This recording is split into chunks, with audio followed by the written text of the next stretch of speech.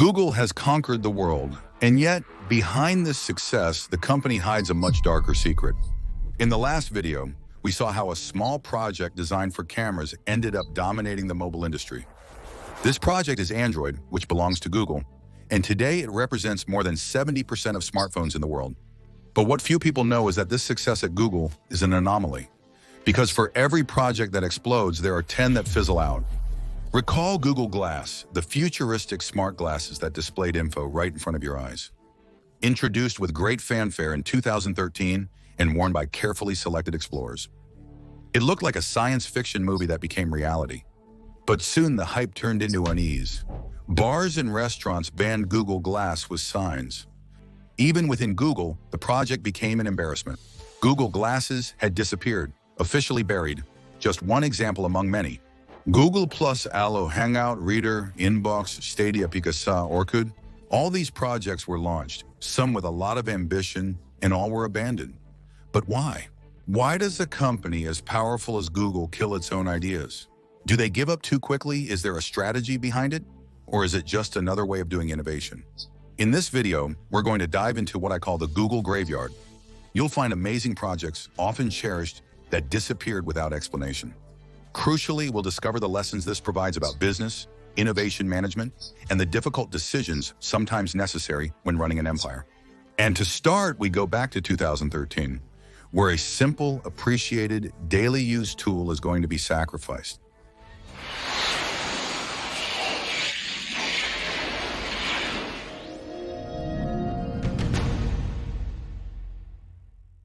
It's March 13th, 2013.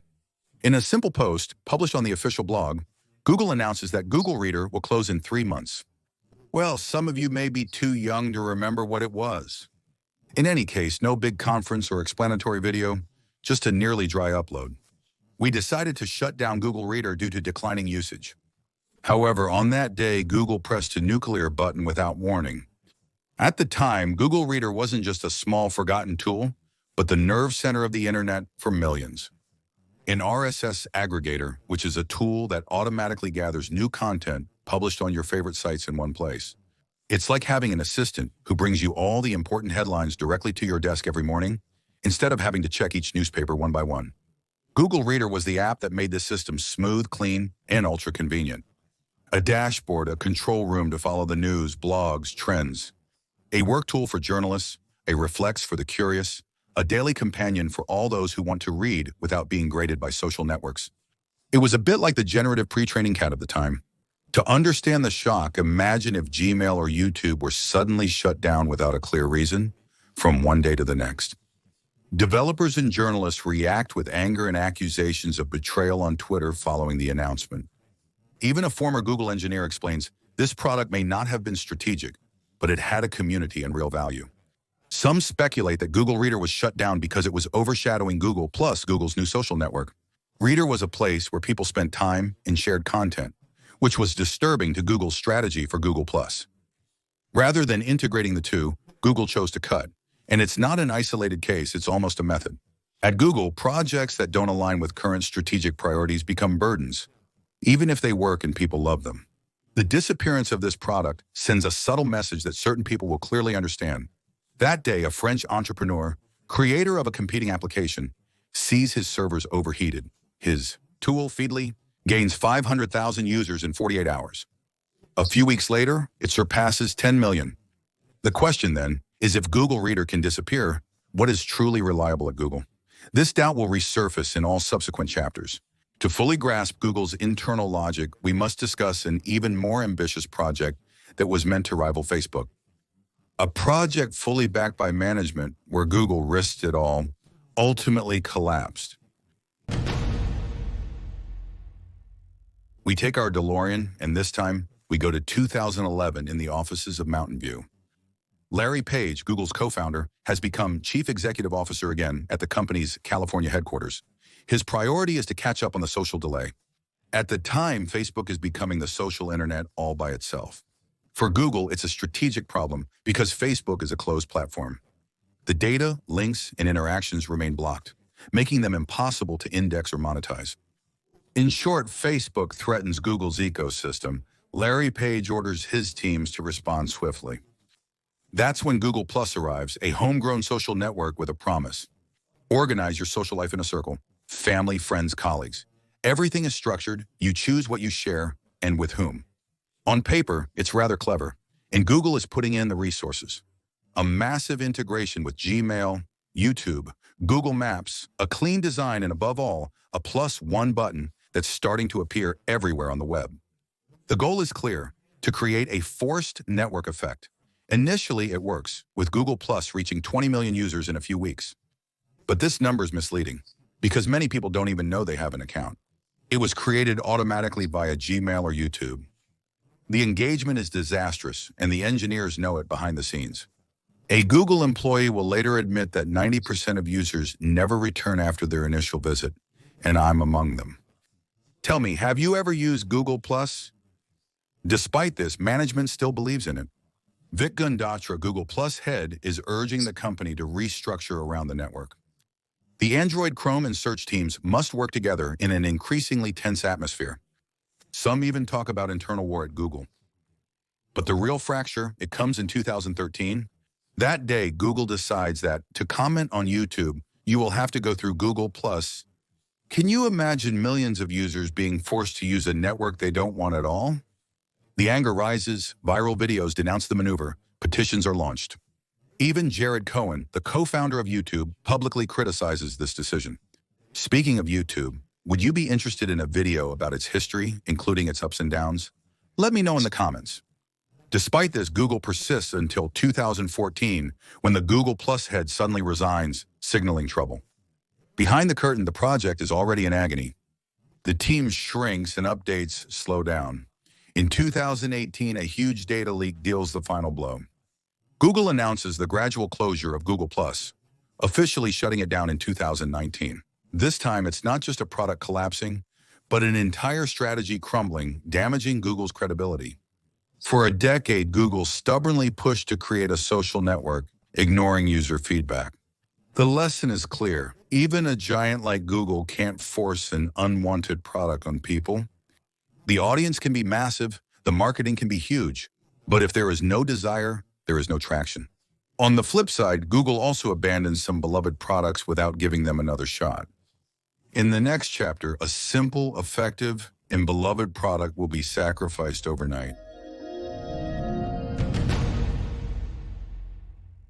In 2014, a small Google engineering team in San Francisco unveiled a new internal project.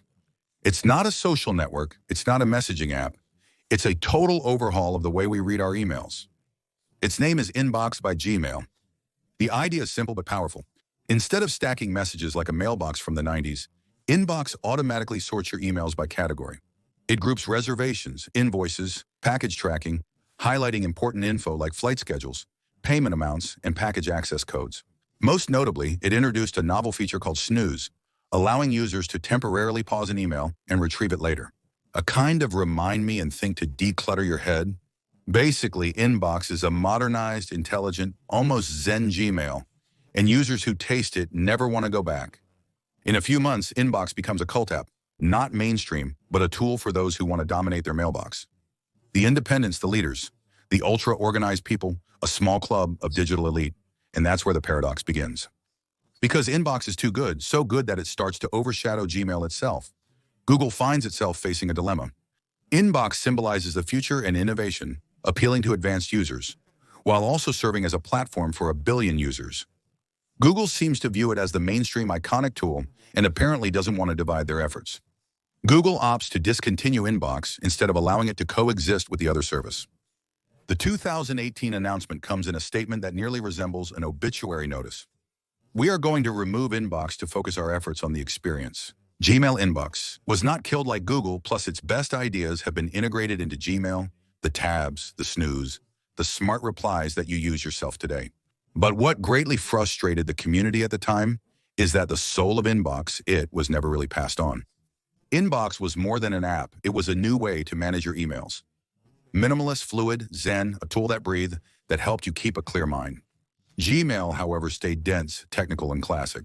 And what Inbox fans loved, they never found it again, neither in the interface, nor in the experience, nor in the philosophy. It was a bit like Gmail had said to Inbox, "Thanks for your ideas, now you can disappear." For loyal users, it was a cold shower. No worthy replacement, no smooth solution, just a return to the past. And for Google, it was a message that said innovation is allowed as long as it doesn't threaten the existing. It's hard to hear, but it's common in large companies. When a successful new idea conflicts with an already profitable product, the existing product usually prevails. It's the structure, the status quo. And in the world of innovation, this kind of choice can be costly, because you end up training your teams to take no risks at all. Google has killed projects without any real economic reason, despite shutting down Inbox to protect Gmail.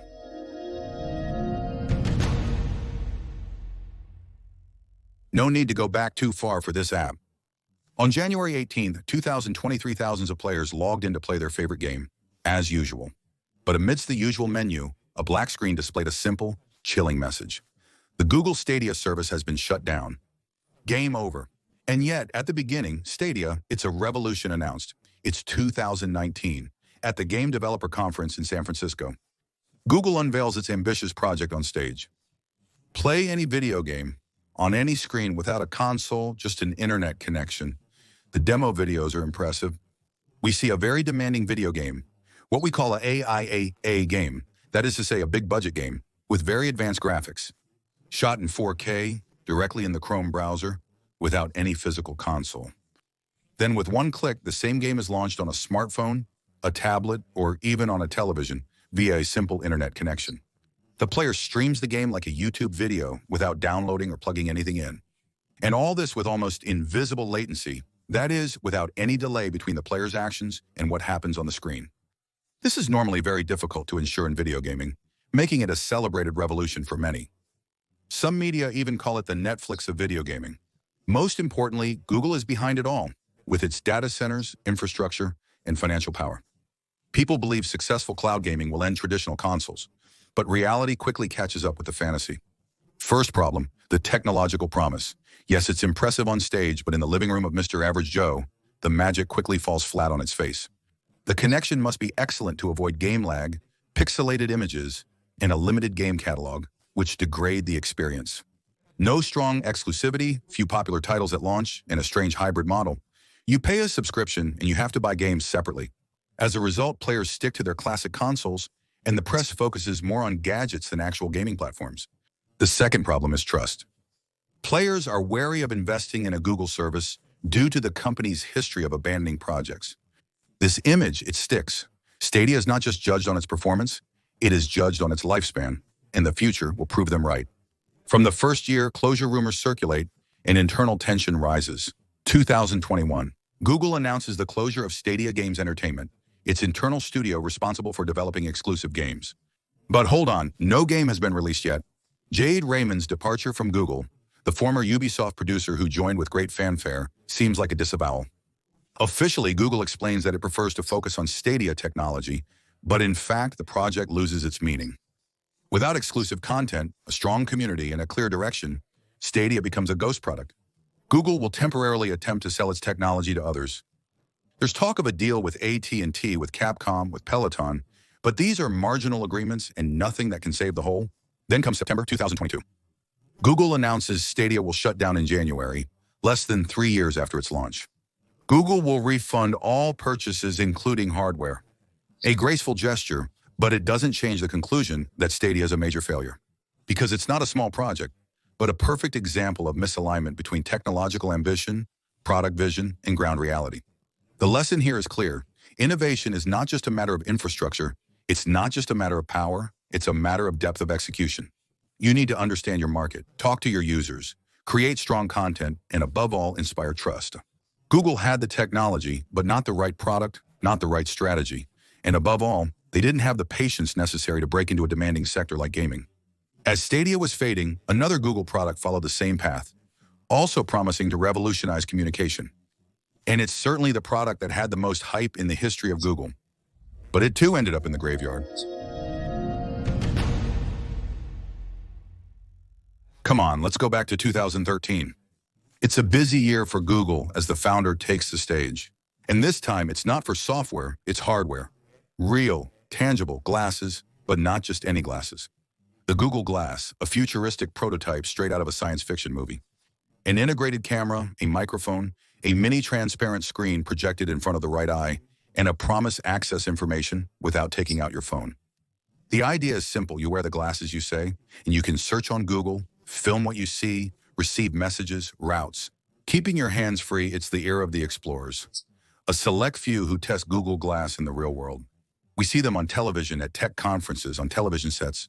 Those of augmented reality, those where the screen would no longer be in your pocket, but on your face.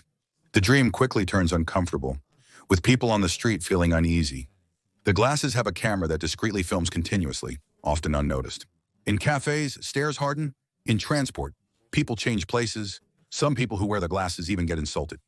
The term glasshole gains popularity in the United States. Note, asshole is a vulgar insult meaning jerk.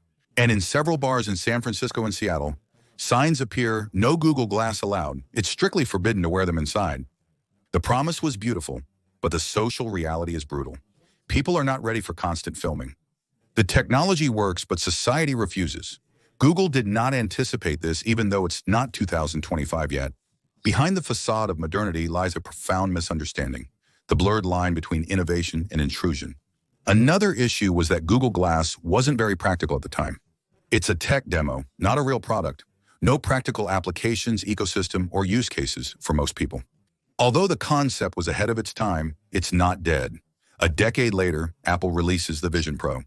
Same logic, a screen in your field of vision, but with 1,000 times more power. With years of preparation in design, comfort, case, and usage. Where Google launched too early, Apple waits skin thin in frame. Well, it's still going to be a flop, as we saw in a video recently. Perhaps that's the most important lesson from this chapter. Innovating too early can be worse than not innovating at all. Having the right idea isn't enough. Everyone around must also be ready to accept it. Google, with its glasses, had seen the bottom but completely missed the timing. Unlike Meta, Facebook's parent company, which is close to succeeding where Google failed with its artificial intelligence-powered glasses. However, it poses another problem that could be massive if left unchecked, as shown in the video.